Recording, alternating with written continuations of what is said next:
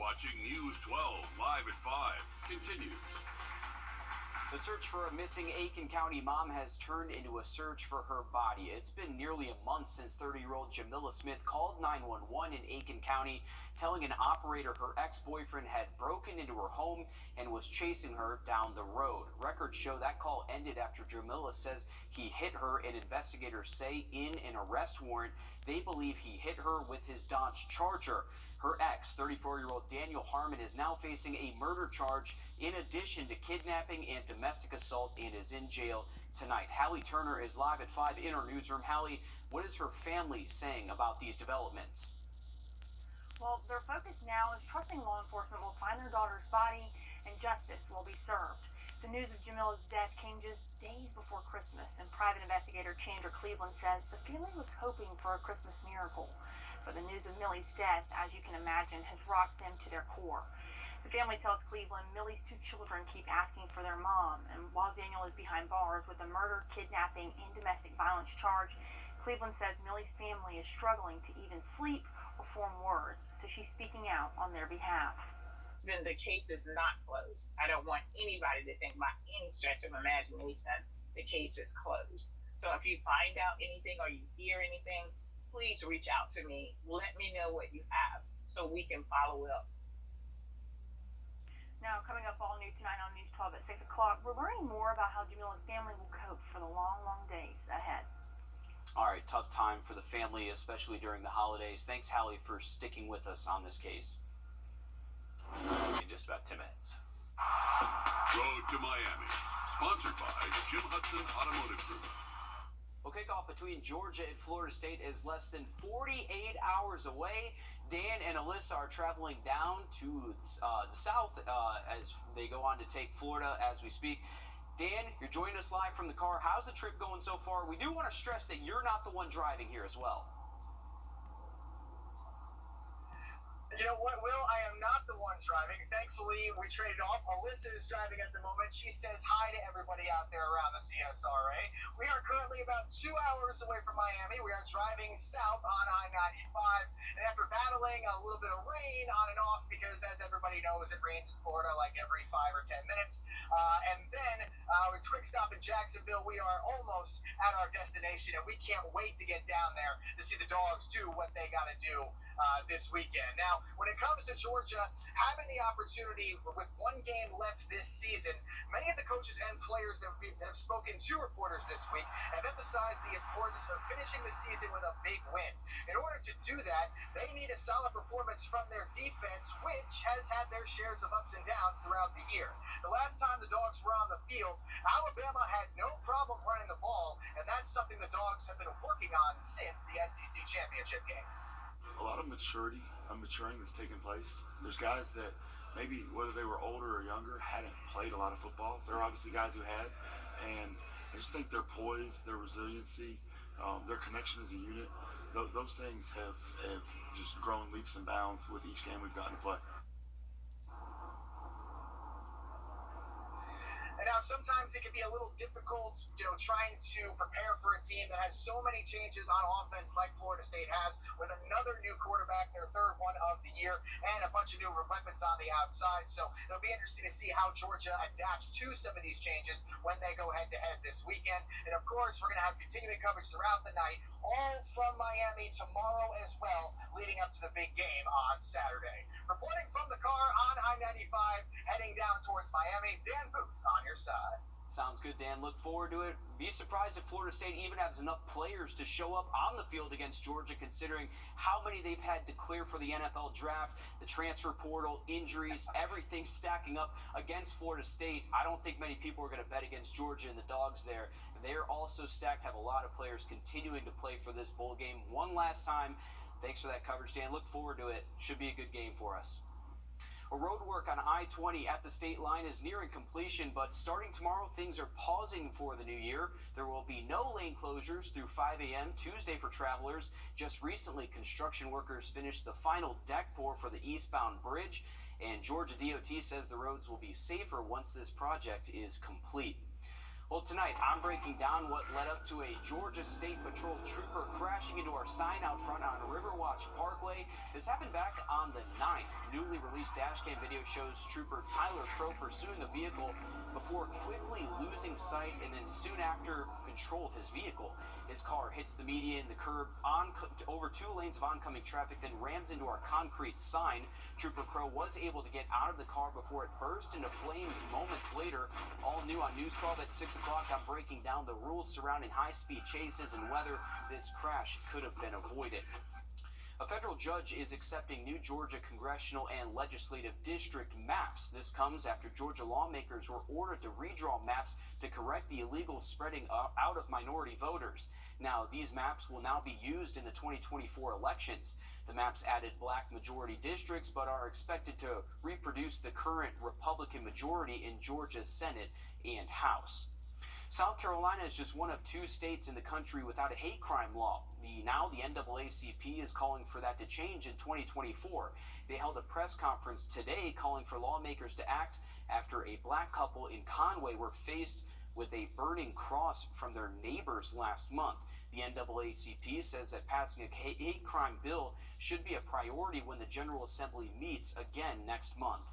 As you begin your session in January, let it be paramount that first week of business to pass the hate crime bill, getting it over to the governor's desk to sign the Senator Clemente C. Pinckney hate crime bill into law in South Carolina. Wyoming is the only other state to not have a hate crime law in the entire country. Well, tough decisions happening across Georgia. Some people are deciding what to give up to cover the soaring cost of rent. Our State House reporter Abby Kasoris shares what's being done at the Gold Dome to help renters. Rent is increasing faster than it has in more than 40 years, and more than half of Georgians are living paycheck to paycheck. Renters say that their landlords are increasing rent hundreds of dollars more a month. In one woman's case, close to $1,000. Now her and her kids are without a home. How are you gonna pay the rent? You can't. Savannah Solomon lost her husband 2 years ago, and then she lost their home after her landlord tried to raise her rent. To jump from $1,375 to $2,200, that's $1,000 more than what you were already paying, and we were already barely making that every month.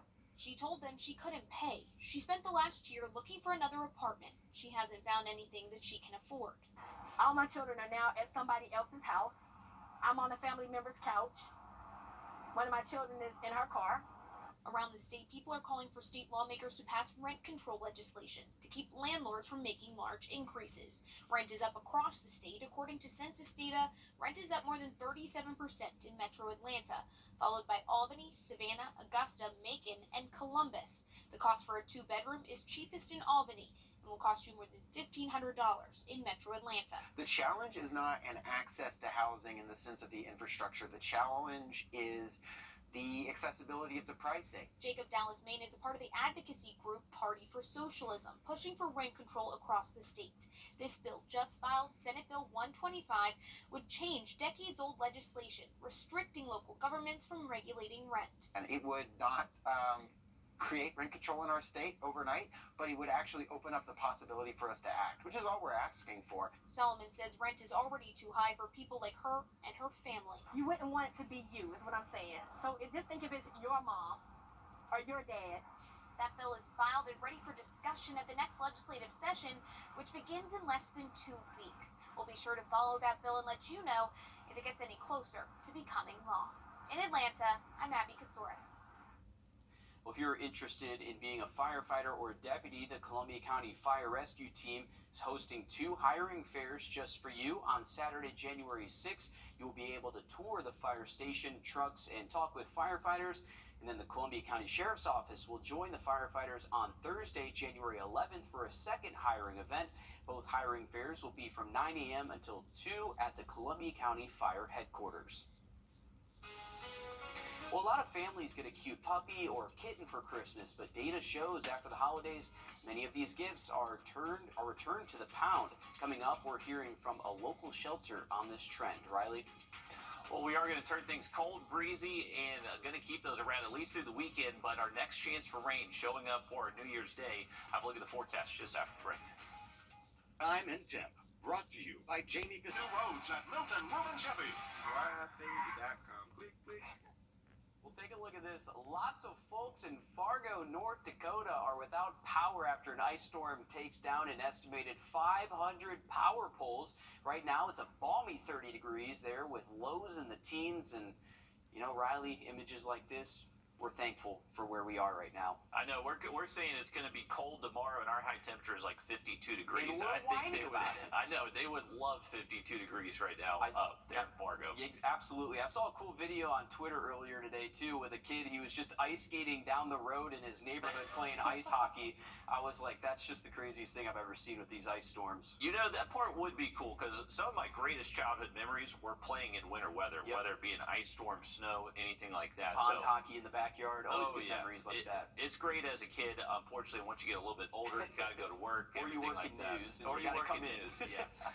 But hey, this could be our year. You never know. We're kind of due for 60 degrees, so a little bit of a chilly outlook heading into the first week of 2024. Thanks, Riley. Many of our animal shelters are packed full of animals waiting to find their forever homes. But holiday trends can lead to some animals being adopted, then returned shortly after Christmas. Our Audrey Dickerber checked in with the SPCA to see what's happening right here at home. The holiday season can be tough for animal shelters for many reasons. One being that a pet will find a new home just to end up right back in the shelter. The SPCA Albright Center in Aiken is doing everything they can, but is calling on the community to help too. We've been over capacity for the past 2 years. As of right now, we have 81 dogs and 111 cats. The SPCA Albright Center says they get around 5 calls a day from people wanting to give up their pet. Whether someone passed away and this is the family trying to rehome their dog, or, you know, times have gotten tough and they're not necessarily able to take care of the dog to make sure that they're thriving at home anymore, or, you know, they got the dog for the holidays and it's too much of a responsibility that they can't bear it. But right now, they have a wait list if you need to give your dog up. Last week, 11 dogs were adopted, and they took in 19 more. And that's not including the dogs that were given back after being adopted. It's an influx of just animals in the community right now, nationwide. And so having a week where we can even adopt out as many animals as we take in, that's a blessing. So a week where we can adopt out more animals than we take in, that's a miracle. But people giving up their pets aren't the only reason more of them are ending up in shelters. One thing that does absolutely increase around the holidays are lost animals. Because whether it's fireworks or the festivities and parties, you know, a lot of people forget to put their dogs up. A dog can, you know, get too excited and find their way out. And families end up losing their animals. Needing people willing to foster, adopt, or volunteer. And these animals are wanting to find their forever home. If we had 50 people in line ready to take an animal, that would be amazing. If you're interested in fostering or adopting a dog, for more information, visit wrdw.com. In Aiken, Audrey Dickerber, on your side. I think one of those dogs there that Audrey had wanted to go home with her, but again, these dogs are a long-time commitment if you're going to go down to the shelter and get one. So many sad faces there. All of them could use a home, so if you can afford to adopt, go ahead and try to do that. Did you find any really cool apps in 2023? I know I did. Jamie Tucker coming up with a smartphone app that's one of my favorites of the year that could change how you plan your meals. First Alert Radar, powered by Jim Hudson Automotive Group. We are excited to announce that the Medicare Specialist is now the 64 Insurance Group. And while we've expanded our portfolio to include other health insurance products, we are still your go-to for all things Medicare. Don't wait until you're 65 to call. Are64.com. Derek Truck. Hey, Chip, what's the matter? Man, this name change is stressing me out. Everyone will know we still specialize in Medicare. Yeah, I know that, but what about this? Are64.com. All year, our consumer tech reporter Jamie Tucker has combed through the app stores looking for the best and most helpful smartphone apps. Out of all the cooking and recipe apps out there, he may have found the best of them all. What the Tech, sponsored by Augusta Preparatory Day School. If you are a cook, you may have recipes saved everywhere. Cookbooks, note cards, pieces of paper, websites. Wouldn't it be great to have all of those recipes saved in one place? Well, this app, Recipe Keeper, does exactly that, and it's one of my favorite apps of 2023. Recipe Keeper is a recipe app with no recipes. You add them from just about any source. Let's say you run across a chicken casserole recipe on Pinterest. Rather than pinning it there, you can save it in the Recipe Keeper app. And what this does is save everything in that recipe in your personal cookbook. If you run across a recipe from a website while browsing the internet on a computer, just copy and paste the address into the Recipe Keeper web app. Each recipe you save from a smartphone, tablet, or computer is organized in your Recipe Keeper cookbook.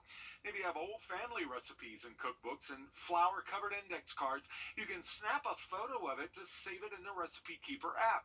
Now, here's how the chicken casserole recipe from Pinterest shows up in the app. This recipe is for 8 servings, but you can adjust that, and the ingredients adjust too, so the dish turns out correctly. Now, wherever you have recipes stored or find them online, they can be saved forever in the Recipe Keeper app and can be accessed on any smartphone or computer browser and passed down to your cookbooks to the next generation. I'm Jamie Tucker, and Recipe Keeper is the app of the year. All right, thank you for those tips, Jamie. We are looking to stay dry through the weekend, but temperatures will be feeling much colder over the next couple of days. Having a look at the forecast just after the break. Find your present. All right, if you're stepping out this evening, we have clear skies. Temperatures will be cooling off quick. We're already down to 50 degrees, so we've seen temperatures drop about 10 degrees since sunset happened. So we're going to continue dropping through the 40s over the next several hours and eventually get down to the 30s later tonight.